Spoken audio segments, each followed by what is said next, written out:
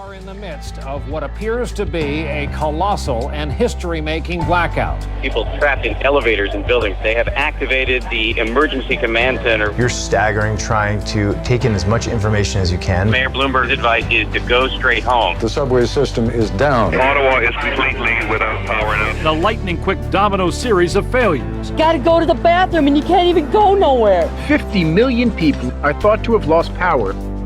In 2003, a massive blackout struck major areas of the U.S. and Canada and was perceived as a wake-up call for the nation.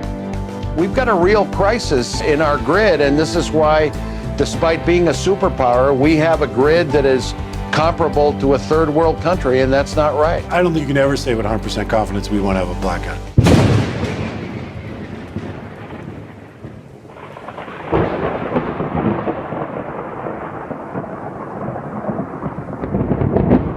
Just the past 8 months, federal authorities have issued several public warnings about foreign hackers penetrating the United States power grid and other critical infrastructure. Cybersecurity experts say the intent is to plant digital grenades in these systems until they decide to pull the pin. Right now we're tracking around 8 different teams that specifically target industrial networks. Robert Lee spent 5 years working at the National Security Agency and Pentagon Cyber Command before forming his own company called Dragos. Lee and his crew protect industrial control systems by acting like detectives investigating a crime scene. They're leaving breadcrumbs the entire way through, so they're giving us pieces to go and find those behaviors until they get to that impact. Working from a warehouse in Hanover, Maryland, Dragos track foreign hacking groups in real time, then hunt them down to prevent damage to facilities that produce oil, gas, and other energy. We've seen that these are not theoretical attacks.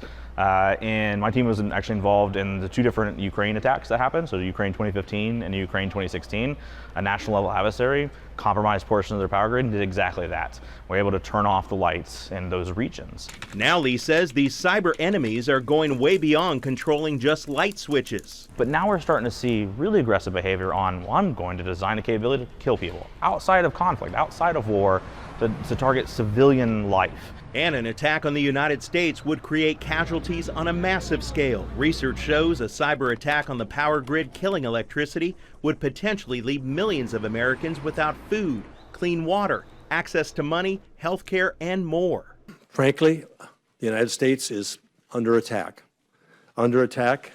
by entities that are using cyber to penetrate virtually every major action that takes place in the United States. The Director of National Intelligence recently told Congress that cyber weapons exist in the hands of not only countries but also terrorists and other activists. While Russia, China, Iran, and North Korea pose the greatest cyber threats, other nation states, terrorist organizations, transnational criminal organizations, and ever more technically capable groups and individuals use cyber operations to achieve strategic and malign objectives. This isn't a sideshow. You know, this is the way, the primary way our enemies would come after us in a future war. Cyber, physical sabotage, and nuclear EMP attack. Dr. Peter Pry worked on the U.S. Commission assessing the threat of an electromagnetic EMP attack, which would wipe out electrical systems. As an example, he says a country like North Korea could target the United States by transporting a nuclear weapon over the South Polar region, then detonating it to create a high-altitude EMP. A congressional report shows such an attack could wipe out the power grid indefinitely. That could lead to the deaths of up to 90% of all Americans within a year. So how much would it cost to secure our power grid? In 2008, an EMP commission estimated it would cost around $2 billion. But former CIA Director James Woolsey says today's amount to strengthen the grid would likely be in the tens of billions. But Dr. Price says the D.C. bureaucracy and political influence prevent that from happening. The electric power industry doesn't want to do it.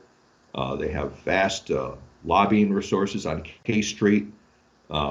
They own, basically, the U.S. Federal Energy Regulatory Commission, which recently defied Secretary of Energy Perry in his effort to come up with a more secure grid. They actually defied the Secretary of Energy. Another major issue, while larger utilities have beefed up cyber defense, smaller regional companies often overlook the need for such security. anywhere between 80 and 90% of the critical infrastructure in this country is held in private hands.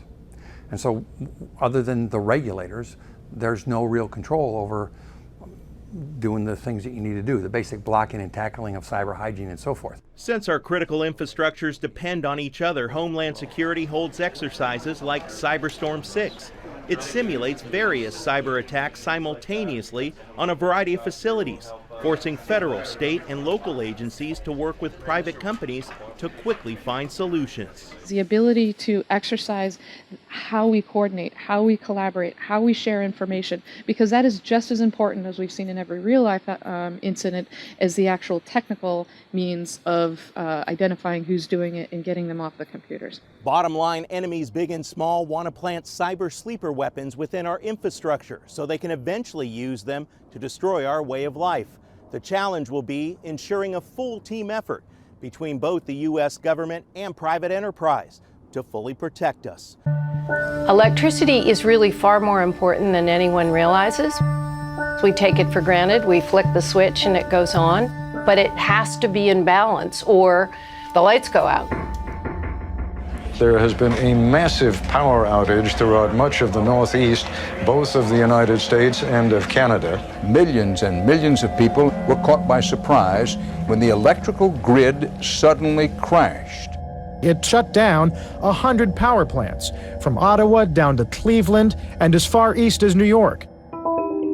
The most immediate concern was for thousands believed to be stranded underground in the dark in the New York subway system or in elevators in skyscrapers.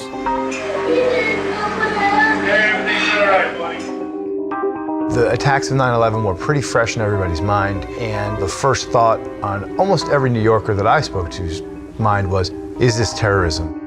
The police are saying that the evacuation procedures are working, people are calm, and that they are getting out. A normal August afternoon had turned to crisis. Around 50 million people across the U.S. and Canada were left without power. All of Cleveland's water supply runs on electric pumps. My water commissioner said, the people in the Heights have water for 3 hours. I said, water? I thought the electric was out.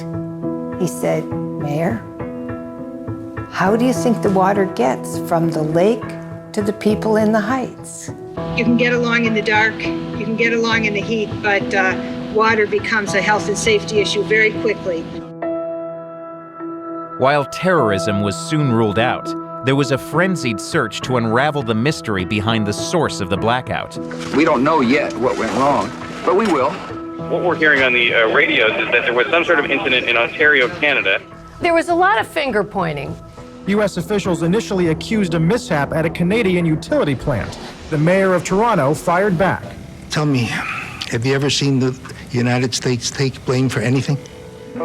It took 29 hours for the power to be turned back on in most major cities, but the brief outage contributed to at least 11 deaths and caused an estimated $6 billion in economic losses.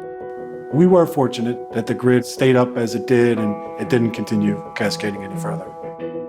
Engineers spent months unraveling the cause of the blackout and traced it not to New York or Canada, but to a downed power line in Ohio. The theory was it was a tree in suburban Cleveland. And we were like, what? The official report later found it was a series of human and operational failures that set the blackout in motion. A downed power line went unnoticed because the alarm system failed at the local power company, First Energy, and soon other lines were overloaded. When the line overheated, it sagged. And as it sagged, it hit a tree that shouldn't have been in the right-of-way corridor. Meanwhile, at the regional service operator, Midwest ISO, an employee had gone to lunch and forgot to turn back on the tool that monitored grid problems. As the grid in Ohio got less and less stable, with too much voltage over too few lines, power plants began to turn off. And eventually it cascaded around the Lake Erie Loop and all the way to New York. Investigators said today this nation's worst power blackout was mostly the fault of the First Energy Corporation of Akron, Ohio. First Energy was busy trying to grow, trying to absorb other companies. And the report found that they had let many basic things go. That included tree trimming under these power lines. Their computers hadn't been upgraded. There was more than that.